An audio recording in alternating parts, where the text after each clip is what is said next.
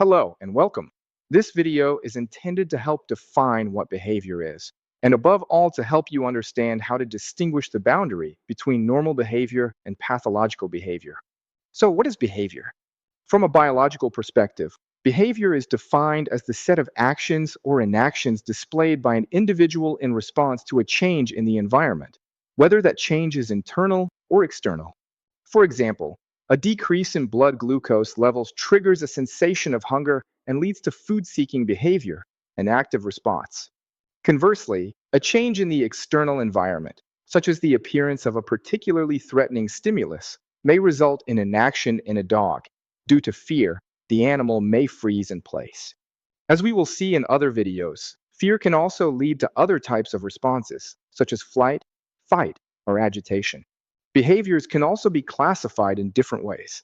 One classification that is particularly useful, especially when performing behavioral semiology, that is, systematically reviewing all of a dog's behaviors during a consultation, is the distinction between centripetal and centrifugal behaviors. Centripetal behaviors are directed from the outside toward the inside of the dog. They include feeding behavior, water intake, as well as sleep and elimination behaviors. Centrifugal behaviors, in contrast, are directed from the dog toward the external environment. These include exploratory behaviors, aggressive behavior, sexual behaviors, play, and maternal behaviors. Behavioral analysis is based on the observation of behavioral units and behavioral sequences. A behavioral unit corresponds to a simple and observable element of behavior, such as a posture, a movement, or a signal. Examples include tail movement, ear position, lip licking, or piloerection. Each of these elements, when considered in isolation, constitutes a behavioral unit. A behavioral sequence corresponds to the organized chaining of several behavioral units.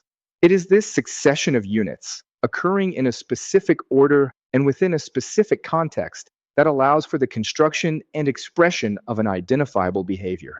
This is, for example, the case with play behavior. In the case of play behavior, we observe a behavioral sequence that can be broken down into several distinct units. The first unit corresponds to the play invitation. It is expressed through a set of postures, signals, and sometimes vocalizations. Typically, the dog adopts a posture characterized by a lowered forequarters and a raised hindquarters, clearly signaling a playful intent. This is followed by the engagement phase. At this stage, the dog displays quick, bouncy movements corresponding to a playful approach, followed by initial contact. This phase may include reciprocal chasing between the play partners. The sequence then continues with the play interaction itself. This involves active play with physical exchanges. One may observe open-mouth play with bite inhibition, wrestling behaviors, and chase-type play, all occurring without aggressive intent. An essential phase is regulation. This includes voluntary pauses, modulation of interaction intensity, and frequent role reversals between partners. This regulatory process allows play to be maintained without escalation. Finally, the last unit is disengagement. This marks the end of the play sequence, with a gradual return to calm behavior and the cessation of play signals. In this video, a female dog can be seen in the foreground initially playing on her own in the sand. Her behavior acts as play invitation stimuli, quickly attracting the attention of the other dogs present. Two other dogs then approach and enter a phase of social exploration of the dog that was playing on the ground. This exploratory phase is followed by mutual engagement in play.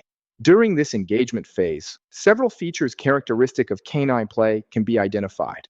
Mutual chases with alternation of roles, simulated bites performed with the mouth open, without closing or applying pressure, indicating the absence of aggressive intent, coordinated movements, and modulation of intensity. Finally, the sequence ends with a clear cessation of play and a progressive return to calm. Notably, one dog moves away to drink, while chasing behaviors and jerky movements stop completely.